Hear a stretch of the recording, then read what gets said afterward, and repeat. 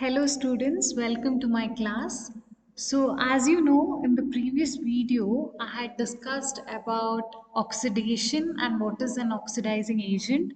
And under that, I had discussed about lead tetraacetate and osmium tetroxide.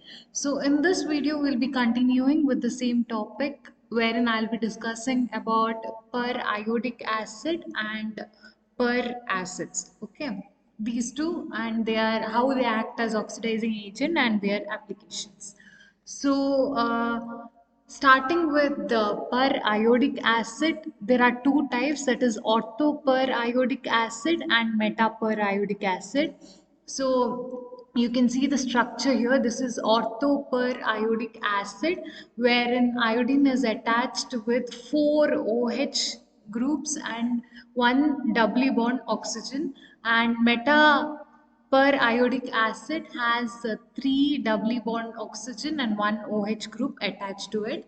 And coming to the preparation of periodic acid, it is prepared from perchloric acid. When perchloric acid it is treated with iodine, we get metaperiodic acid. Okay. Next, we'll be discussing about its applications.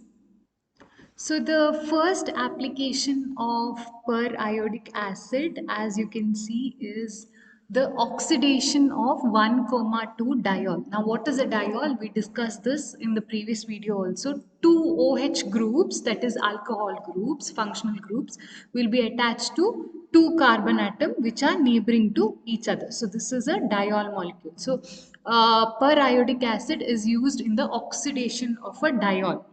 And what do we get? We get a ketone.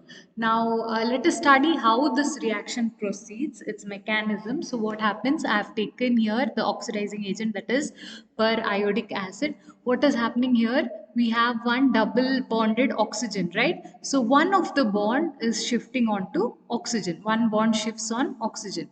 So what is the sign that oxygen is getting? It is becoming electron rich. So it is getting a small negative charge, del negative charge. Okay. And what is the sign that iodine is getting here? Because the bond is shifting away from it, it is becoming electron deficient. So it is getting a small positive charge. Same way here, you know that you have two OH groups, and whenever there is H, it will easily leave out as H plus ion. So when it is leaving out as H plus ion, this oxygen will get a negative charge on itself. Now this H plus ion will go out and form a bond with this oxygen, because now it's not double bond. This bond has shifted here. There's a negative charge on this oxygen. This hydrogen goes and forms a bond with this oxygen. Okay. And what else is there? Here there's a oxygen with the minus charge on itself, and there's a iodine or I which has a plus charge on itself. So can they form bond? Yes, there's a bond formation taking place. So in the next step you can see that this oxygen has formed a bond with this iodine, and this is no more double bond O, it has become OH now. Now once again you are repeating the same step. One more double bond O attached to I is NO. Once again one more bond shifts here onto oxygen. So what is the sign we get on oxygen? Negative, and I gets a positive charge. And here again one more OH that is there, diol. No? So that one more OH that is there, the H plus ion goes out, oxygen gets a negative charge, oxygen forms a bond with iodine, and H goes and attaches here. So this is like the same previous step once again repeating. So what is this that we're getting? This is called as a cyclic intermediate, and we studied that cyclic intermediates are not stable, so immediately there is bond breaking taking place. So where and all, at which and all sites bond breaks? This one bond is there between carbon and carbon. Okay, that bond will shift over here. So here the bond is broken. Okay, one more bond is there between this carbon and oxygen, this iodine and oxygen is there. No, this bond will shift this side between this carbon and this oxygen. So this is one side of bond breakage. Here one more bond is broken, here one more bond is broken. Now one bond is shifting away from I. Okay, so I is supposed to get a plus charge, but you can see on the other hand one more bond is shifting towards I. So I will not have any charge by the end. What is the reason? One bond is shifting away, one bond is shifting towards it. So what do we get? This one part is broken, this one part is broken, and this entire part is broken off. We get like three molecules, that is two molecule of ketone, and this, that is I double bond O, OH, OH, and OH. Now, in order to stabilize, once again, this molecule loses one H as H plus ion, and this bond is, between O and H. It shifts here as a double bond. So by the end, what do we get? By oxidation of 1, 2 diols, we get a ketone molecule. Okay, that was the first application. The second application is the oxidation of a diketo compound. What is a diketo compound? It has two ketone groups. This is a diketo compound. You can see two C double bond O groups or two ketone functional groups are attached. Such a compound is called as a diketo compound. What does a diketo compound give on oxidation?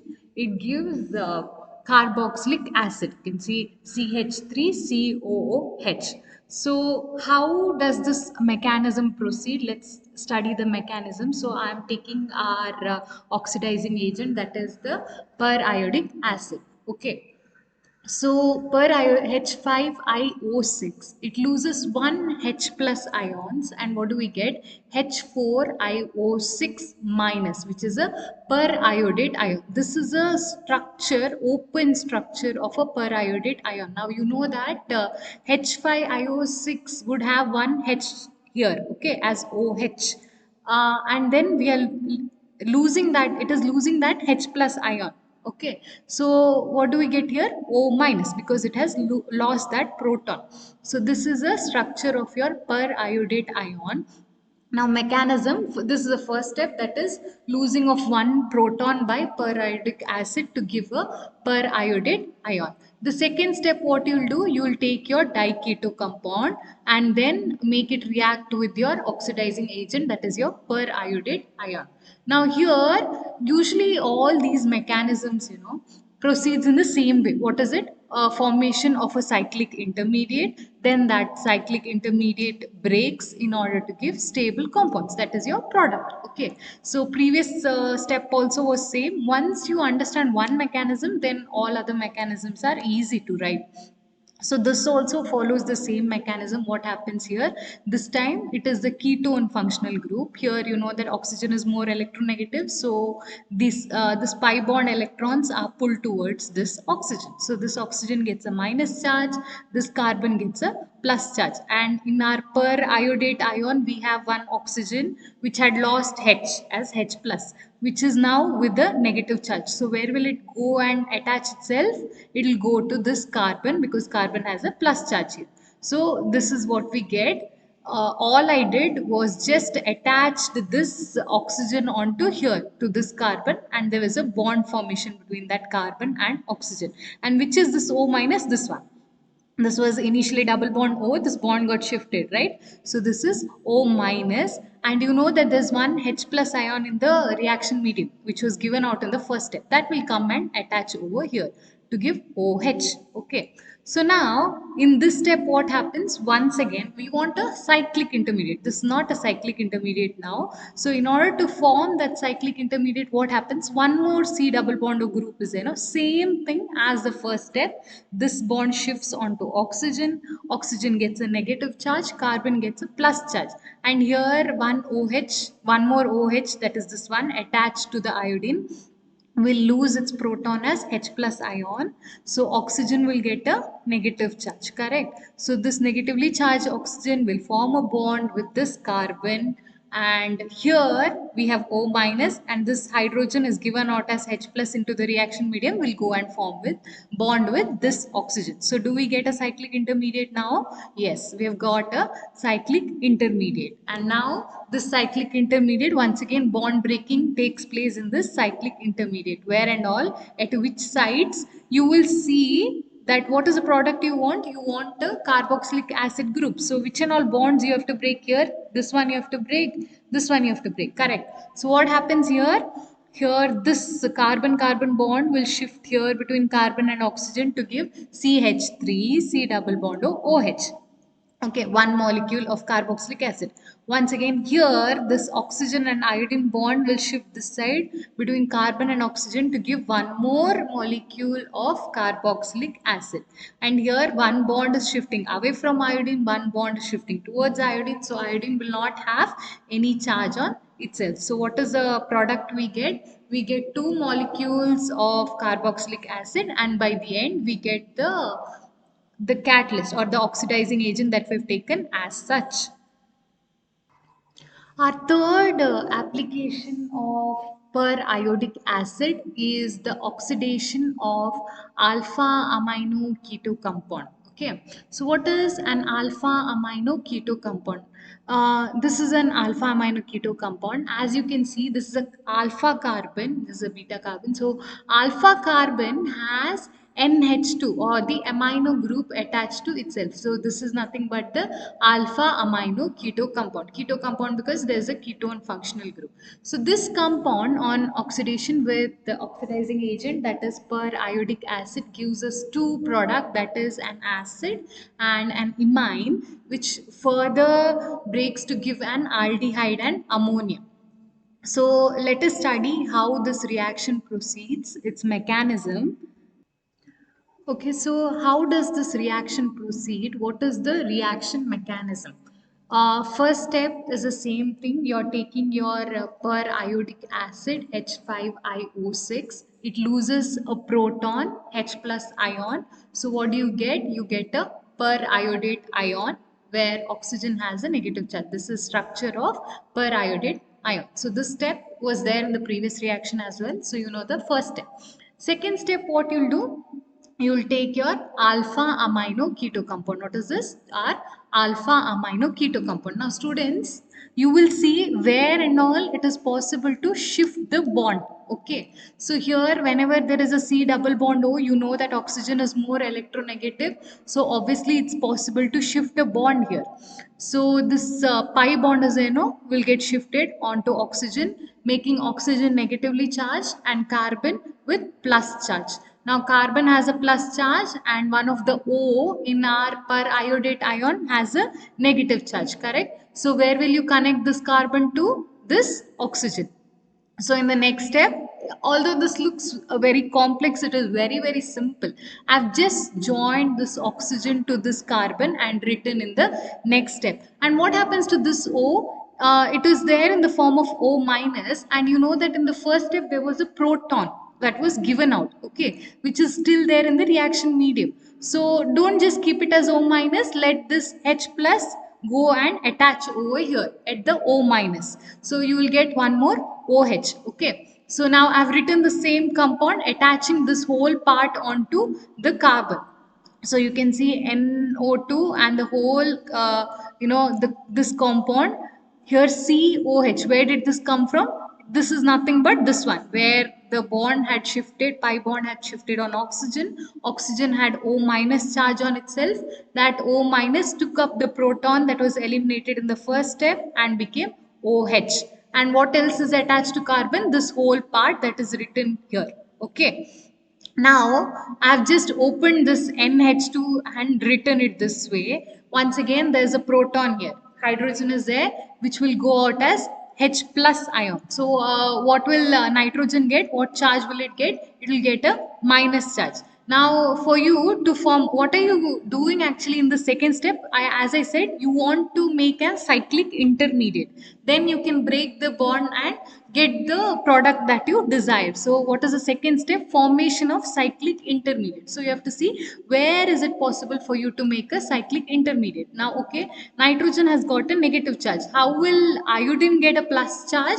There are so many 4 OH groups that are attached. So OH, one of the OH can go out as OH minus, and there is elimination of water in this step. How is it?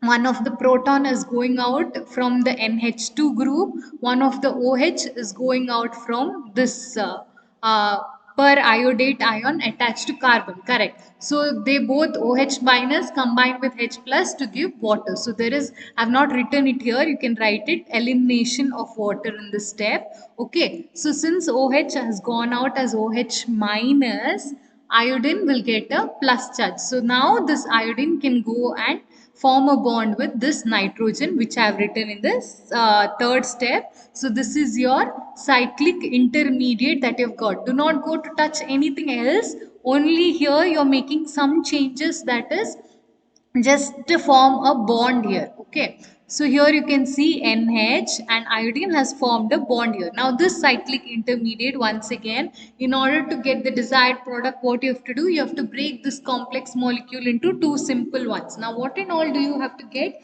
You want an acid and an amine. Okay, so C at which position? Now for an acid, you want C double bond O OH. Okay, so we can break this bond here, and this bond can shift between carbon and oxygen, giving you C double bond O, and this bond can be broken here, and to give an imine you want CH double bond NH. So this bond will break here, and this will shift here between carbon and nitrogen, giving you CH double bond NH, and this bond will shift on to iodine. One bond shifting away from iodine, one bond shifting towards iodine. Okay, so three sides here, see here, this side and this side, three places this bond has broken, this complex molecule has broken to give you three different products. Okay, so this whole thing will become the what, imine part. This is not required for us, we just need two product, that is an acid and an imine. So this whole part will become the imine part, this whole part is the carboxylic acid, and this is our oxidizing agent which is retained back after the reaction. So what and all we got, this product number A, which is an imine, and this is product number B, which is a carboxylic acid. Now you know that imine further will break to give what? It will further give you an aldehyde compound, which we will be seeing in the next step. Okay, so in the previous two steps, what happened? We got an imine and a carboxylic acid. Now, one product is the product that we desired. That is, we wanted a carboxylic acid, we got it. One more product is an imine, which will further, break to give an aldehyde, which is more stable than imine. Okay, so it will further break, bond shifting takes place, and we get an aldehyde. So this is step number 3. You're taking product number A that you got, which is an imine, okay, which will further give you an aldehyde. So what will you do in step number 3? You're doing hydrolysis, making it react with water. Now water, dissociates to give what? H plus and OH minus ion.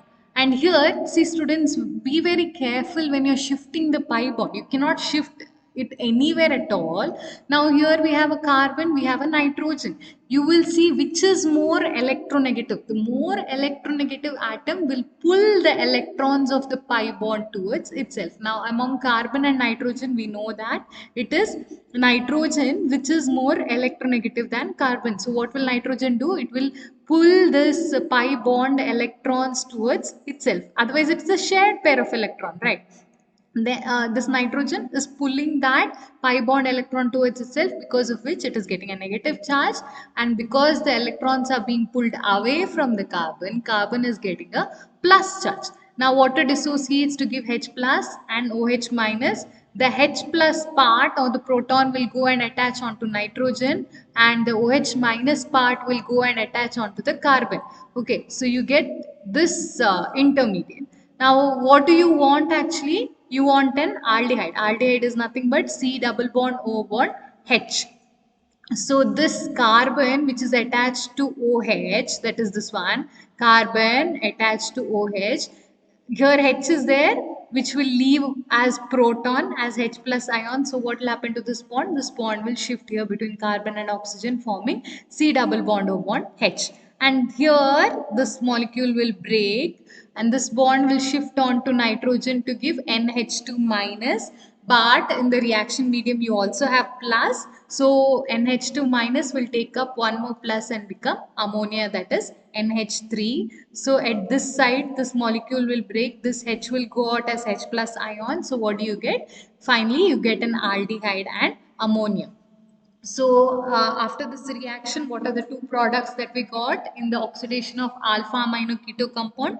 We got an first we got an imine, which then bond shifting took place, and we got an aldehyde further.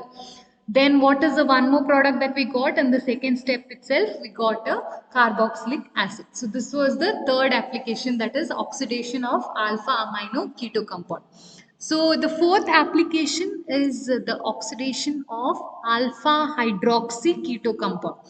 This is same compound as the previous one. What is the difference here is that this time it is not alpha amino, this is alpha hydroxy. That is, to the alpha carbon there is a hydroxyl group attached, that is OH group that is attached, and rest everything is same.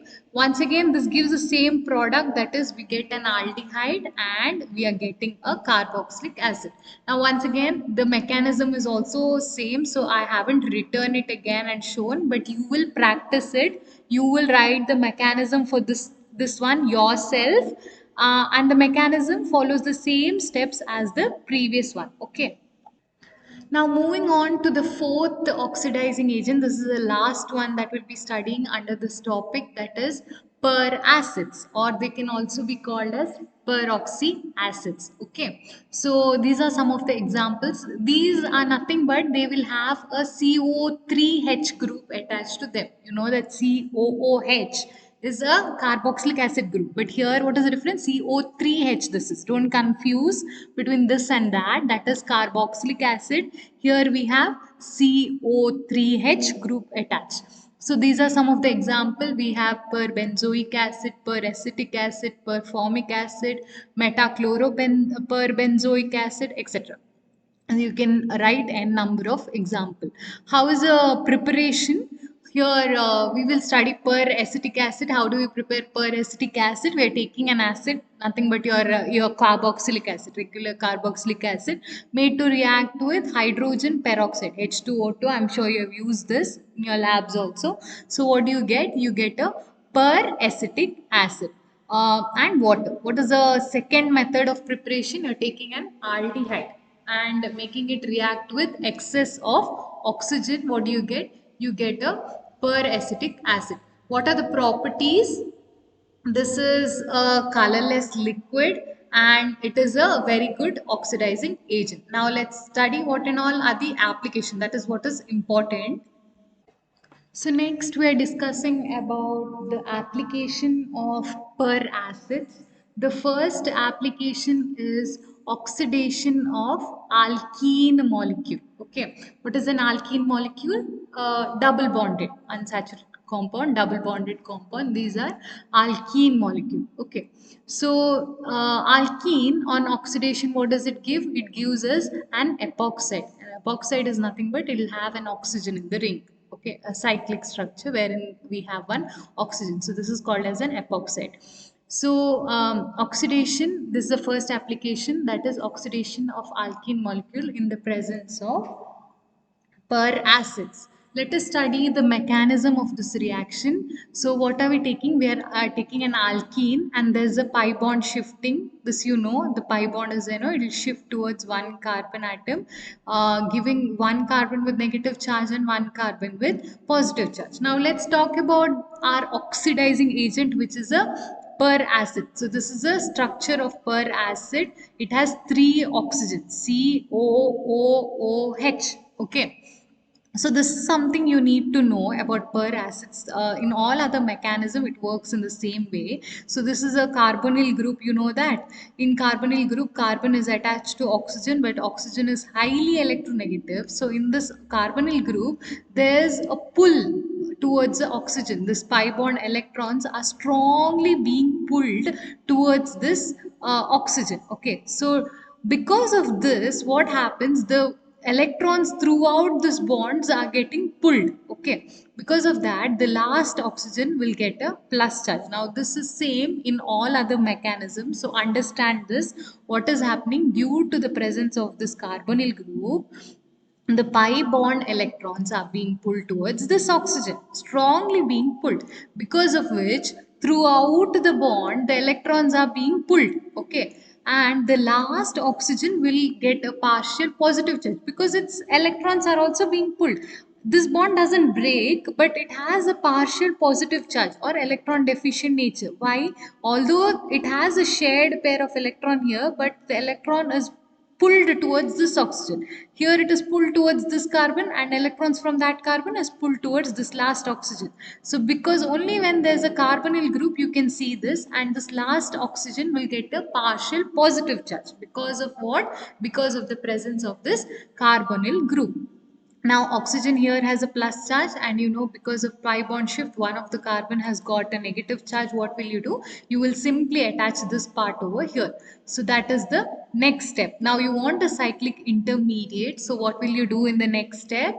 You have this entire group that is attached. You have a H here, correct, which is written here over here. Now whenever there is H, what will you know that H will go out as a proton. H will go out as a H plus ion. So this bond will shift as a negative charge on this oxygen. This bond electron will shift as a negative charge on this oxygen. Here I have written two dots, which is nothing but the negative charge. Correct, students? What is the minus indicate actually two electrons or excess electrons. So this don't get confused here. It is nothing but the minus charge. You can write it as minus as well. Okay. So now this has a minus charge, or it is electron rich, and carbon, there's one carbon which is already with the plus charge. Correct. So what will happen here? This will go and attach over here. So now you have partially got your epoxide ring, plus this additional group is there which is already attached here. Now what you want to do? You want to remove this entire part. Correct. Once again same thing happens. You have a carbonyl group here, so there's a strong pull towards this oxygen. Okay. So once again, the last carbon will experience a partial positive charge, and electrons are being pulled throughout this bond. Electrons are being pulled towards this carbonyl group, wherein this oxygen of the carbonyl group. So this time what happens? This bond between these two oxygen will break, and we will get our epoxide ion. Here this oxygen, you can write it or it doesn't make a difference. This oxygen actually has a plus charge on itself. It is electron deficient, plus we get RC double bond OH. Where did this H come from? You know that one H got eliminated in this step. We have H still in the reaction medium. That H will go and attach onto this oxygen which has a negative charge on itself. So we will get our epoxide and a carboxylic acid. So there's a small part under this that we have to also study, that is that epoxidation reaction. These reactions with per acid, that is epoxidation, these are stereoselective. What is stereochemistry? About the structure, the orientation of the molecule, how they are oriented in the three-dimensional space. Now I'm sure you know what is a cis and trans isomer, correct? In cis what happens? Two hydrogens are on the same side of the C double bond group, C double bond C group. Whereas in a trans isomer, what happens? One hydrogen is on this side, one hydrogen is on the other side, opposite side. Whereas in cis, both are on the same side of the C double bond C group. So now it's telling us that epoxidation reactions of per acid, these are stereoselective. That means if you start the reaction with the cis olefin, what will you get? You will get a cis epoxide only. And if you do the reaction taking a trans olefin, you will get a trans epoxide only. That is that there is no interchange. Cis will not yield you a trans product. Cis will yield you a cis product only. Trans will yield you a trans product only. Next, we are studying about the second application of per acids as oxidizing agent, that is oxidation. They are used in the oxidation of ketone. This is one of the very important reaction because it's a named reaction. It is also called as Baeyer-Villiger oxidation. Now they can ask you in exam, what is Baeyer-Villiger oxidation? You should know that it is the conversion of ketone molecule to give you an ester. A ketone is converted to an ester in the presence of per acid. This is one general reaction that I have written: ketone converted to ester in the presence of per acid as an oxidizing agent. Let us understand the mechanism of the reaction. In the first step, what are we doing? This is the first step. First step, we are taking our per acid. and per acid loses a proton. This is H loses a proton as H plus ion. So what do we get? RC double bond O minus. Correct. And then we have H plus ion which goes out as a proton in the first step. In the second step, what will we do? We will take our ketone molecule. Here the carbonyl group is there. Oxygen is highly electronegative, starts pulling electron from this bond, carbon oxygen bond. So oxygen will start pulling electron, oxygen will get a minus charge, carbon will get a plus charge. Now, and we will make it react with this part of the per acid. Okay. So here this oxygen has a negative charge, this carbon has a plus charge, correct? So what can you do? You can directly attach this part to this carbon. Now what do we get? This is what we get, that is CH3C. It was double bond O, but now this pi bond has shifted onto oxygen. Pi bond electrons have shifted onto oxygen, so we get single bond O minus. Now let us not keep it like this. We know that in the first step we have H plus ion or proton which came out and which is still there in the reaction medium. So it will go, that proton will go and attach onto here to give OH. And bottom part, what is there? Same thing, this whole part you will attach it here and write. Now once again in this you will see that there is a carbonyl group, correct? Once again it will start pulling electron towards itself. Like I discussed previously, the electrons throughout this bond keep shifting because of the pull from this, due to the presence of this carbonyl group. So the last oxygen will get a partial plus charge because it is becoming electron deficient, because electrons are being pulled throughout this bond, and this bond is it breaks and it shifts here between this carbon and this oxygen. It can shift on this oxygen as minus also, later on it will go and shift here. So in one step only it shifts over here between this carbon and this oxygen, and here we have C double bond O minus, correct? The C double bond O shifts onto this oxygen as minus. So let us break this part and write, what do we have? RCO minus, which is this RCO minus, and C double bond O. What else do we have here? The upper part, CH3COH. OH we got it right from the first step, proton going and attaching onto this oxygen. So OH, CH3O plus. Okay. Now what are we doing? Once again this OH group is there, it loses a proton here. This H goes out as H plus ion. Okay, and this bond between oxygen and this bond electron shifts between this carbon and this oxygen, giving you C double bond O. Okay, and what happens here? We have one O with minus charge, one proton is given out. Whenever there is a proton given out and there is an oxygen with minus charge, directly attach it onto that oxygen and write it as OH. So we have got this RCOH double bond O, that is your carboxylic acid. But that is not what we are interested in. We want an ester. So let's deal with this part now. Now here what has happened? This OH proton has left, this bond has shifted between carbon and oxygen. But if you can see the central carbon, can you see the central carbon? What is the valency, maximum valency of carbon? 4. But how many bonds here this carbon is having? 1, 2, 3, 4, 5. It is having 5 bonds. But oxygen can have, what is the maximum valency an oxygen atom has? Sorry, carbon atom has? It has 4. But here the valency of this carbon is disturbed. It has 5 bonds, correct? The central carbon's valency is being disturbed. It has 5 bonds. It cannot have 5 bonds, students. So what happens here? One of the bond out of all these 5 bonds, one bond has to break, because carbon can have maximum valency of 4. So this bond, this CH3 group will leave and this bond will break. CH3 will leave as CH3 minus. And we have one oxygen here which has a plus charge. So it will simply come and attach over here. So you will get CH3, C double bond O, CH3. What has happened here? Carbon's valency, central carbon's valency got disturbed because it had 5 bond. One bond broke here.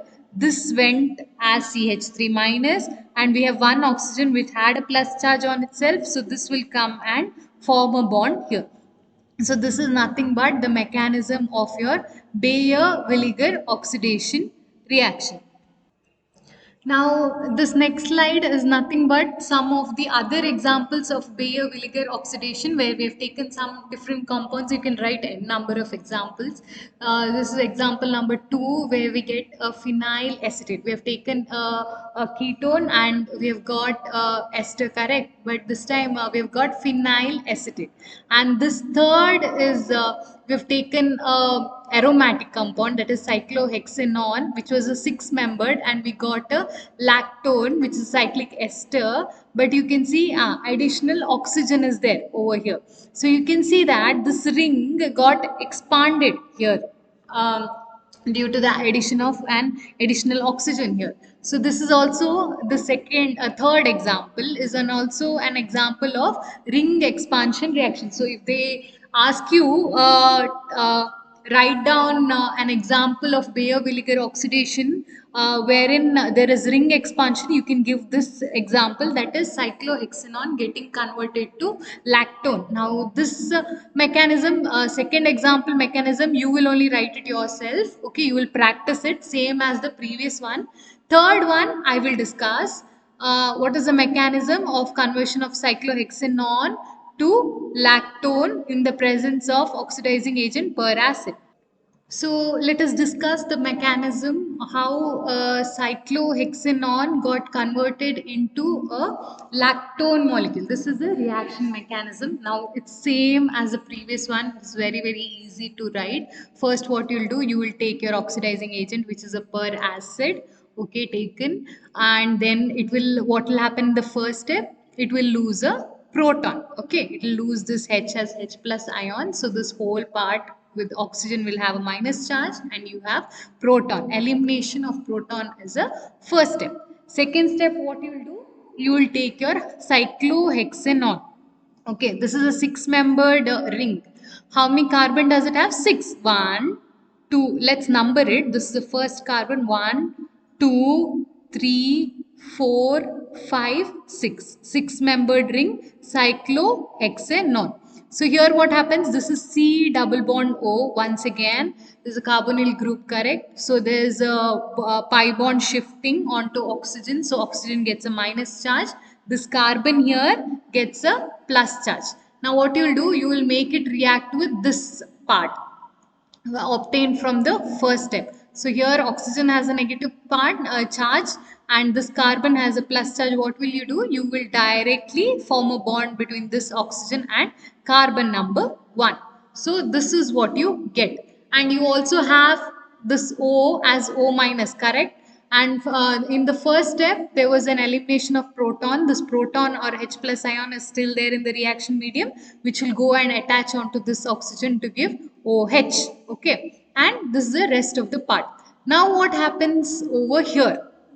Now, if you count here, what has happened? How many valency does this carbon have in this step? See, this carbon I'm talking about. This step is over. Next step, what happens? This H is there, no? OH group is there. This H goes out as a proton, H plus ion. So what happens? This bond is there, gets shifted between this carbon, carbon number 1 and oxygen. Now count how many bond does this carbon number 1 have? 1, 2. Here 2 bonds because now it is C double bond O. 1, 2, 3, 4, 5. Am I right? Now this carbon here, carbon number 1 is having 5 bonds. Which and all are the 5 bonds? What is happening? One proton is going out. So here we get C double bond O. So 2 bonds are over there. Then one more, third bond is this carbon and this oxygen. Okay. Third bond. Fourth bond is carbon number 1 and carbon number 6. Fifth bond is carbon number 1 and carbon number 2.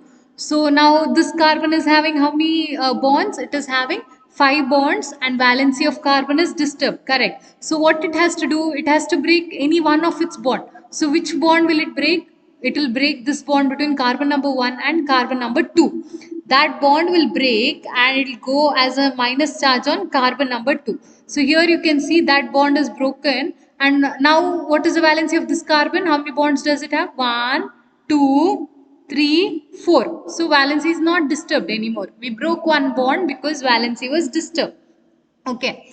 Now you can see that in this step you have a carbonyl group here, correct? Once again, you know that carbonyl group is there. A strong pull of electrons will be there towards this oxygen. So electrons are pulled throughout this bond. So the last oxygen of that bond will get a partial plus charge. Because of that, this bond between these two oxygen atoms will break. Okay, and this bond will shift here between this carbon and this oxygen. So what do you get? You get an oxygen with a plus charge because of the presence of carbonyl group. This happens. The last oxygen here will get a plus charge. Correct. And what happens here? We have a carbon with minus charge. We have oxygen which has a plus charge. So here bond formation takes place. So in the next step we get our lactone ring. And what else is left here? This bond got shifted as O minus.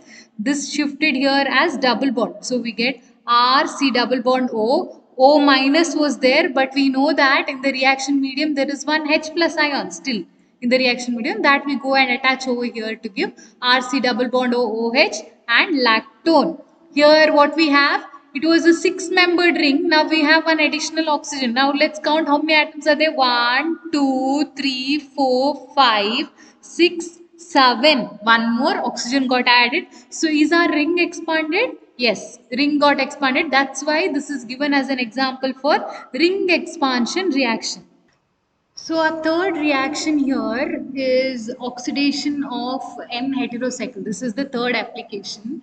N-heterocycle as in a ring containing nitrogen. Now the example is pyridine. What do we get? Oxidation. No. So one oxygen is being added. So we get an N-oxide. Okay. This here, this can exist as N double bond O, but the reason it is existing as N plus and O minus is because nitrogen is more electronegative, oxygen is more electronegative than this nitrogen. So even if there is a pi bond here, double bond here, what happens? Oxygen starts pulling the electrons from that pi bond towards itself. So it exists as O minus and N plus. Let us understand the mechanism of this reaction. In pyridine, you know that nitrogen has a lone pair of electron on itself. Nitrogen is electron rich, and we're taking our per acid. And here what we're doing, once again, you know that there's a carbonyl group, so there's a strong pull towards the oxygen here. Okay, so this last oxygen will get a plus charge. So what you will do, you will attach this oxygen onto this nitrogen here and write it. Now this hydrogen, you can remove it in this step itself, or you can write it here also. Anyways, it will go out as H plus, correct? No. So in this molecule, once again, here C double bond O is there. This bond shifts onto this oxygen as O minus, and you know that one hydrogen H plus ion has gone out in this step. That will come and attach here, will give you OH. Okay. Next step, let us see what is happening here. Here, this bond will shift onto this. This bond will shift between nitrogen and oxygen, giving us N double bond O. But as I said here only, in the first step only, I told you that even if it is N double bond O, what happens? Oxygen is highly electronegative, starts pulling electron towards itself. So it will exist as N plus and O minus. Now we have got our N oxide. And what is a byproduct we get here? What has happened here? This H has gone out, and here there is a double bond formation, C double bond O, and this H will come and form bond with this oxygen, will give you RC double bond O OH. This is not important. This is a main product that is important. So this is the application, that is oxidation of N heterocycle. Now we are left with one last application. So our last application, that is the fourth one of per acid, is preparation of nitro compounds from amine. What is an amine, students? You studied this previously also. Any, it has a NH2 functional group. In the presence of oxidizing agent, per acid gives you a nitro compound which is NO2. So an amine group is transformed to a nitro group in the presence of oxidizing agent, that is your per acid. Now this is a lengthy reaction, lengthy mechanism. So the mechanism is discussed in 3 steps. Let's start with step number 1. If you understand it, it's really easy to write, so don't get scared. But let's start step number 1. What are we taking? We are taking an amine. Now you know that nitrogen has a lone pair of electron on itself, and what are we taking? We are taking our per acid. Now once again you know this C double bond O, because of the presence of carbonyl group, the last oxygen gets a plus charge on itself, and nitrogen here has a lone pair of electron on itself, so there is a bond formation between this nitrogen and this oxygen. So I have just formed a bond between this nitrogen and this oxygen. In the second step, what happens? This oxygen bond, this is a big molecule, it will break, and this oxygen bond will break here at this side, and the electrons of this bond will shift onto this oxygen. So this oxygen will have a negative charge.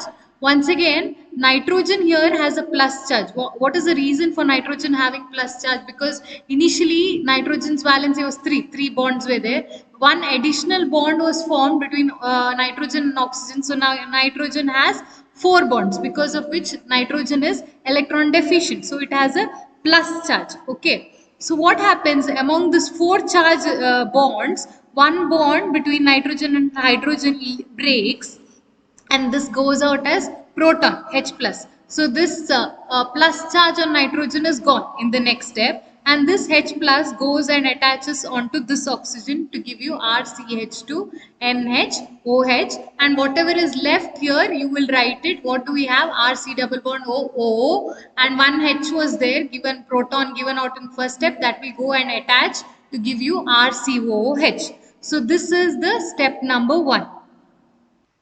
Okay, next is step number 2. Once again, what you're doing, this is what we got by the end of step number 1. You're making it react with one more molecule of per acid. Now you know that the main reaction had 3 molecule of per acids. First molecule we used it in the first step. In step number 2, you're using the second molecule of per acid. Once again, same step, because of presence of carbonyl group, this oxygen gets a plus charge, and nitrogen has a lone pair of electron on itself. So nitrogen will attack onto this oxygen and form a bond here between that nitrogen and oxygen, and this H is there, no, will go out as H plus ion. And in this step, what happens in the third step? What you will do, like you did previously, you will break the bond between these two oxygen. That time when you're breaking the bond between these two oxygen, this bond will shift this side. I've written it here, actually it shifts onto this oxygen as minus charge. Okay, so what do you get? You get this part is completely separated. This is our byproduct, so it's not necessary that you write it. We just want the main product here, so I'm writing that. So what do you get? RCH2. N has a plus charge. What is the reason, students? Because nitrogen here in all these steps is having 4 bonds. When it is having 4 bonds, nitrogen becomes electron deficient, so N has a plus charge. Now since this bond has shifted here onto this oxygen has a negative charge on itself. So what happens here? This, because N has a plus charge, in order to remove that, this proton goes out as H plus. So out of the 4 bonds, 1 bond breaks. So now in the next step, nitrogen has only 3 bonds. So there is no plus charge on nitrogen. And this H plus goes and attaches onto this oxygen, which had a minus charge because of this bond shifting onto oxygen. So now we have RCH2N. That H which was there here is gone in this step, and it has got shifted over here as OH and OH. Next, what is there? You see one OH, there's one more OH. So there is elimination of water. One H goes from here, one OH part goes from here, and this bond between O and H shifts between nitrogen and oxygen.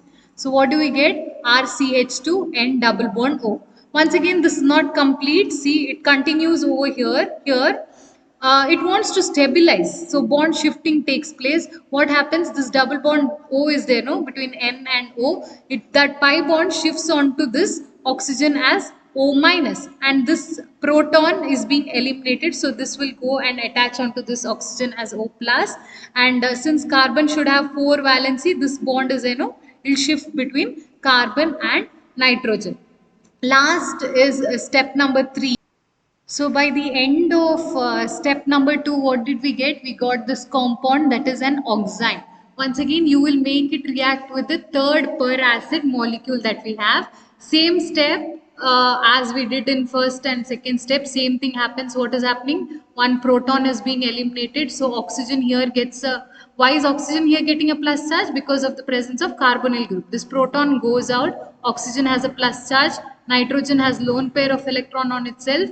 This nitrogen forms a bond with this oxygen atom, correct? After that, what happens? This oxygen oxygen bond, as we saw in the first two steps, breaks, and there's a double bond formation here between nitrogen and oxygen. You can form a double bond, or you can write it as, this bond can directly shift onto oxygen as O minus. Okay, after that, here nitrogen has a plus charge. Reason, nitrogen has 1 2 3 4 bonds. So what you will do, this OH group that is there, you will remove one of the proton from that OH group. So this bond will shift between nitrogen and oxygen. Now what is happening? If this bond shifts here and here, double bond forms, 1 2 3 4 5. 5 bonds will form on nitrogen, but nitrogen can have maximum valency of 4. So because of that, one double bond here, you will shift it on carbon as a negative charge. Okay, so that the valency of nitrogen is not disturbed. It cannot have bonds beyond 4, correct? So you will shift this on carbon. So carbon will have a negative charge, that, and this H plus that goes out comes and attaches onto this carbon because it has a negative charge. So so what do we get? We get RCH2 N plus O minus, that is NO2, which is a nitro compound.